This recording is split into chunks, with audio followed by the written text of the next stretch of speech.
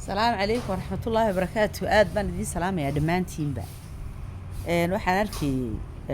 maxay ahaydeen xildhibaano ka raali gelinaya haweenka Soomaaliland ee lagu gafay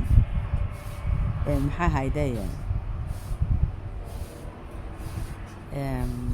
xildhibaanadu ku gafeen waliba xildhibaanka caadaystay inuu dumarka caayo ku gafay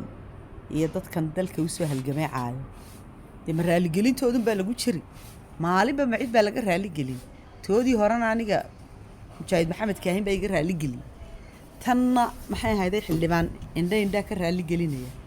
ilaa maalintii Muuse qabsaday ilaa maanta way caayeen oo ay tirinayaan ama xildhibaanaha ahaadaan ama salaadiinaha ahaadaan ama cid ha ahaadaan horta ay cid ma disho laakiin waxa mucjiso ah oo wax la yaabo ah niiri qarankan xilo haya oo haddana inantoodii iyo hooyadii iyo eedadii iyo habaryartii iyo inantiisii caaya ma wuxuu u malaynayaa markan wacay tamayo haweenka caayo inuu maxay haydayeen inuu haween kale caayo gondihiisu buu caaya waa nin dadkiisa familigiisa caaya ninka haween caaya waxyaabaha ka xishoonaa jiray haweenka qaranka Somaliland ee sharaftiya karaamada bale ya in waxaas oo kale oo isku sheegay xildhibaan inuu caayo adarintan hore oo aamusnayn dib uma aamusnaanayno waan iska kiin celinaynaa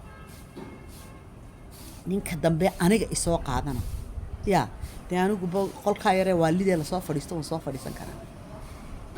7 sano bay caay ugu xalliyaalo wixii afkooda ku soo dhacay ugu oranay markaan la hadli waayay maxay haydayeen hidda dhowr caay juuq baan oran waayay haddana maxay sameeyeen waxay caayeen shicibkii sharafta lahaa karaamada lahaa hidda dhowr ku xidhnaa ay caayeen haddaad $15 weydeen miyay soo sheegtaan waan soo dayn lahaay ila dad kale way soo galaan waan soo daayay ila weydinkii hidda dhowr iman jiray walbay arka xishooda dadka ayadana dadka caaysan la fajabka ka daaya mid kale qof qiimo leh oo inuu qadarin leh oo inuu garanayo wuxuu sameeyay ee dadka laga raali geliya waxaan leeyahay rag hagaagsan ee sharaftiya karaamada leh waxba hay isaga khasaarinina ya alluuya halka ku jirtaan soo ogaada $15 iyo cashada waan idinku darayay ii kaalaya haygu caayina waxayga lana iska leh hadiyada ilaahay markii aniga idaafeen cidiba la hadli weeyday ee Mujaahid Maxamed Kaahin maalik kelmad ku yiri xagee joogtay ku yiri alla maxaa rag sharaf la jooga alla maxaa rag karaamo la jooga alla maxaa xaaba lagu ururiyay baarlamaanka ay tamaya on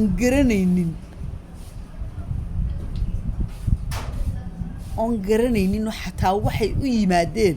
ilaa ninun baa garanaya wuxuu intuu baarlamaankan maxay haydayeen ololo u galay u yimi wixii umadu ka geeydo garanaya hebel baa la haystaa baan maqli jiray la haystayaasha ya huwan baatii huwanta gudaha idinka ah haween baa caaysan maalin walba waa la idinka soconaya waa la idinka xishoonayaa waa la aaminsan yahay laakiin inta hore la idinka socday dib idinka socon maayo annagaad nacaydeen ubadkeeda caydeen meheradayada caydeen xataa shicibkii imanayay hidda dhowr ku xidhnaaba caydeen ay idinku ka mid ahaydeen hadda $15 weydeenoo mushaharkiini sii wada ama hateen matala saaray waxaan nahay maxay ahaydeen nimankii baarlamaanka xildhibaanada ahaa waan weynay naga bixinta waan ka bixin lahayn ay kama duwana dadka ka daaya lafjabka haweenka ayda ka daaya war ma waxaad aragtay nin ragoo laga afinayo hooyadii iyo walaashii iyo inantiisa oo la leeyahay war caayn reerkaaga khas calik wallahi qarankan inta madaxaysan leeyahay walaydaan soo hortaagin my goodness